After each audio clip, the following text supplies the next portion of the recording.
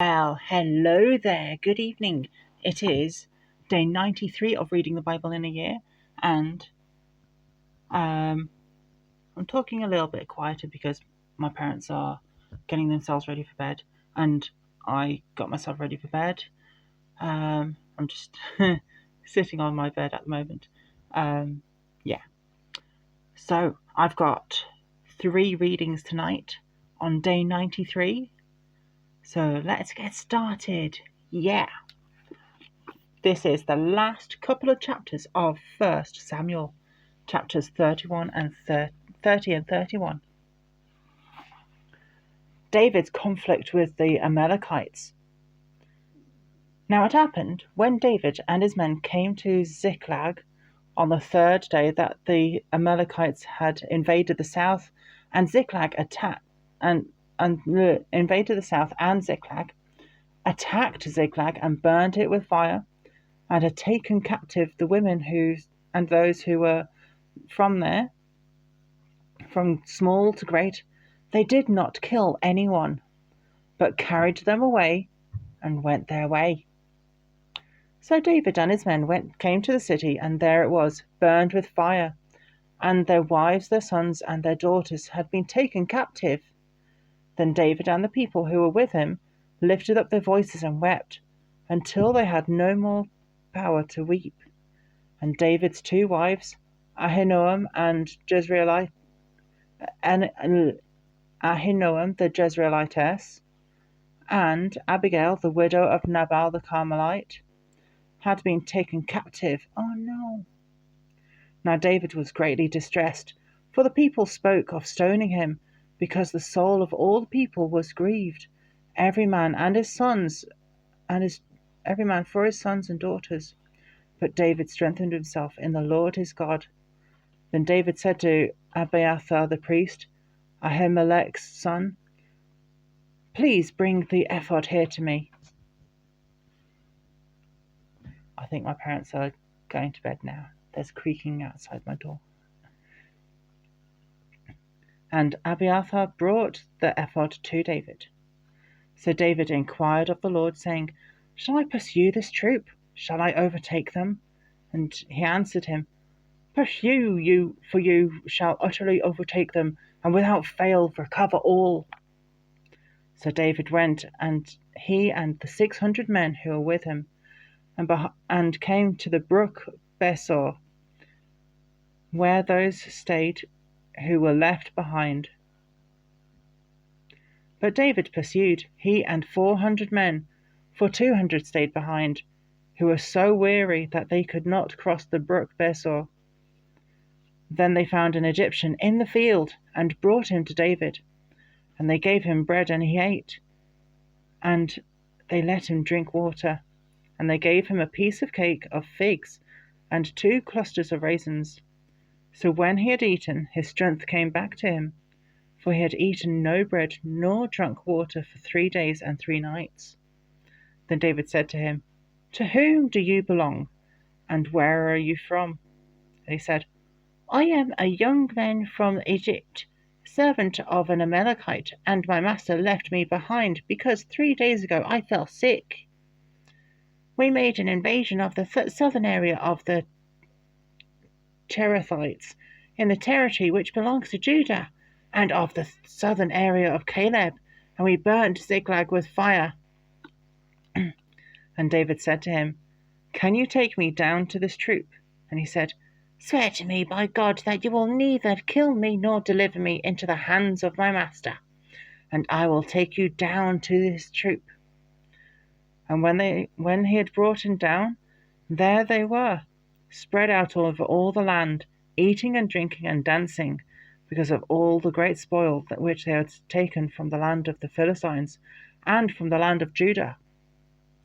Then David attacked them from twilight until the evening of the next day. Not a man of them escaped, except 400 young men who rode on camels and fled. So David recovered all that the Amalekites had carried away, and David rescued his 2 wives.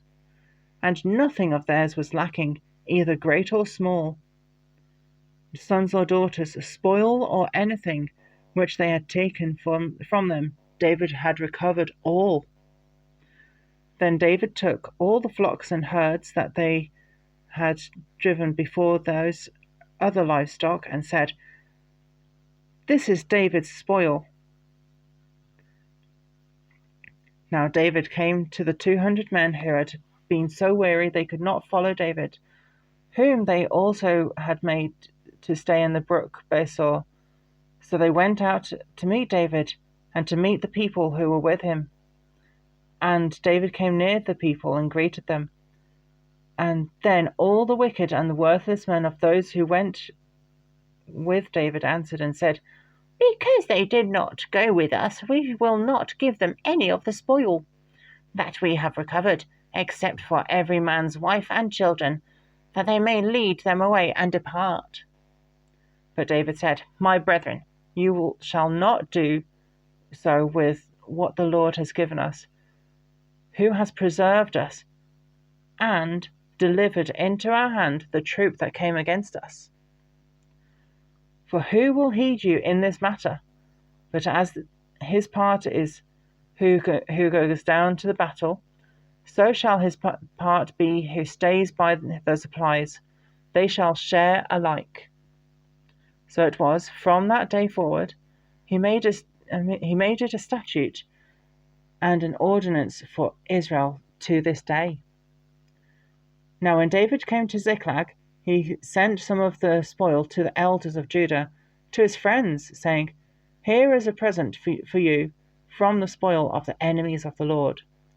To those who are in Bethel, those who are in Ramoth of the south, those who are in Jattir, those who are in Arua, those who are in Siphmoth, those who are in Eshtemoa, those who are in Rachel, those who are in the cities of the Jerahmeelites, those who are in the cities of Canaanites, those who are in Hormah, those who are in Korashan, those who are in Athak, those who are in Hebron, and to all those places where David himself and his men were accustomed to rove."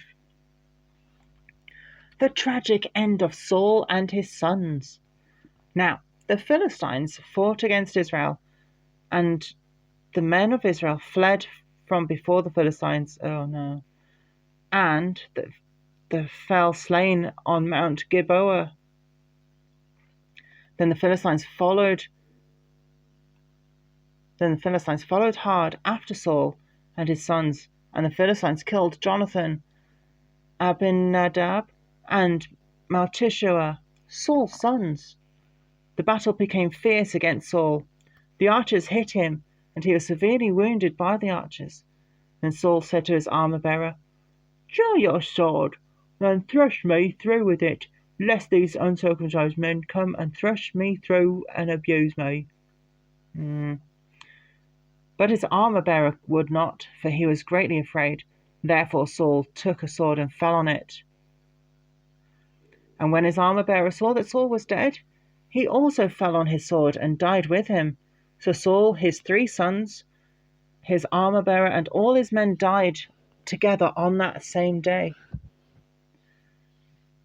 And when the men of Israel who were on the other side of the valley, and those who were on the other side of the Jordan, saw that the men of Israel had fled, and that Saul and his sons were dead, they forsook the cities and fled. And the Philistines came and dwelt in them. So it happened the next day, when the Philistines came to strip the slain, they found that Saul and his 3 sons fallen on Mount Gilboa. And they cut off his head and stripped off his armor, and sent the word throughout the land that the Philistines, to proclaim that it in the temple of their idols among the people.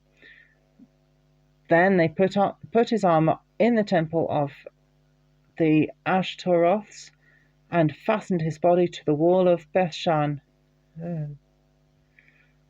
Now when the inhabitants of Jabesh Gilead heard what the Philistines had done to Saul, all the valiant men arose and travelled all night, and took the body of Saul and the bodies of his sons from the wall of Bethshan. And they came to Jabesh and burned them there. Then they took their bones and buried them under the tamarisk tree at Jabesh and fasted 7 days. Ugh, what a gruesome end. And that finishes the first book of Samuel. Right, yeah, gruesome end there.